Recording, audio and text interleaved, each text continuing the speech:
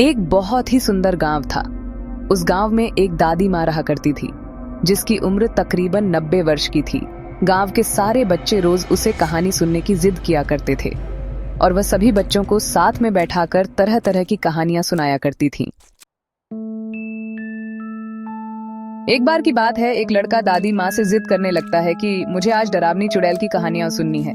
लेकिन दादी माँ उन बच्चों को तो भूत की कहानी नहीं सुनाना चाहती। उन्हें लगता है कहीं बच्चों के मन में डर न भर जाए।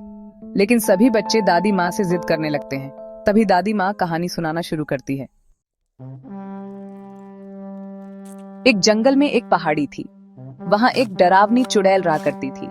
उस पहाड़ी में एक छोटा सा खंडहर था। उसी खंडहर के अंदर चुड़ैल का खजाना छिपा था, जिसमें बहुत से रत्न, हीरे, मोती, जवाहरात और महिलाओं के बहुत से आभूषण भी थे।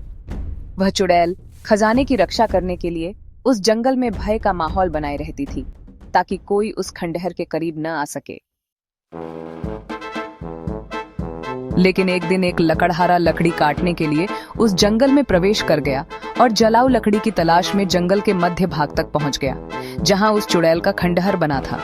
खंडहर के आसपास बहुत सी सूखी लकड़ियां पड़ी हुई थी। उसने सोचा कि इससे उत्तम जलाऊ लकड़ी तो कोई हो ही नहीं सकती, जो पूरी तरह सूखी हुई थी। वह लकड़हारा खंडहर की सीढ़ियों से लकड़ियां इकट्ठा करता हुआ आगे बढ़ता गया। जैसे ही वह द्वार तक पहुंचा, वहां एक बहुत ही विशाल दरवाजा था, जो पूरी तरह लकड़ी का बना हुआ था। लकड़हारे ने आज से पहले इतनी खूबसूरत कारीगरी कभी नहीं देखी थी। जैसे ही उसने उस दरवाजे को स्पर्श किया है, उसे अजीब सा एहसास हुआ। उसे ऐसा लगा मानो कोई उसे अंदर बुला रहा हो। मदहोशी की हालत में लकड़हारा अंदर प्रवेश कर गया। खंडहर के अंदर जाते ही उसकी आंखें चकाचौंध हो गईं।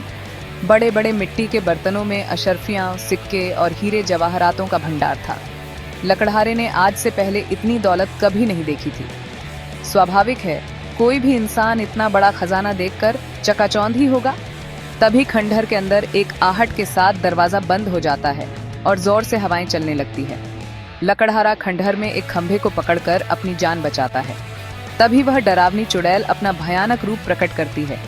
यह देखते ही लकड़हारा बेहोश हो जाता है और इसी हालत में लकड़हारे की एक रात गुजर जाती है। और जब लकड़हारे को होश आता है, तो वहां चारों तरफ केवल पेड़ ही पेड़ दिखाई देते हैं। लकड़हारे को कुछ समझ नहीं आता कि वह यहाँ कैसे पहुंचा। लकड़हारा अपने कुर्ते की जेब में हाथ डालता है तो उसे एक सोने का सिक्का मिलता है। वह यह देखकर बहुत प्रसन्न हो जाता है। वह सोचता है उसकी जान बच गई और उसे इतना बड़ा सिक्का भी मिल गया, जिससे उसका खर्चा तो चल ही जाएगा। और वह उत्साहित होकर अपने गांव वापस बिना लकड़ियों के ही आ जाता है। घर में आकर सभी को यह बात बताता है, लेकिन उसके घर वाले कोई भी प्रतिक्रिया नहीं देते। उसे लगता है मैं इतनी जोर जोर से सबको अपनी बातें बता रहा हूँ, लेकिन कोई मेरी बातें सुन क्यों नहीं पा रहा। तभी वह पास में ही पड़े पानी के बर्तन में मुंह धोने के लिए हाथ डालता है, लेकिन वह पानी की एक बूंद को भी स्पर्श नहीं कर सकता। उसे कुछ समझ नहीं आता कि वह अदृश्य हो गया है या उसकी मृत्यु हो चुकी है। और तभी दादी माँ सभी बच्चों को नींद से जगाती है। दरअसल कहानी सुनते सुनते सभी बच्चों को नींद आ चुकी थी, और जैसे ही सभी बच्चों की आंख खुलती है, तो सभी बच्चों के हाथ में एक एक सोने के सिक्के होते हैं। और वह बच्चा जिसने दादी माँ से कहानी सुनने की जिद की थी, वह गायब हो चुका होता है। दादी माँ चारों तरफ उसकी तलाश करती है, लेकिन वह कहीं नहीं दिखाई देता। सभी बच्चे सोचते हैं आखिर वो गया कहाँ। वह बच्चा रहस्यमयी लड़का बनकर रह जाता है।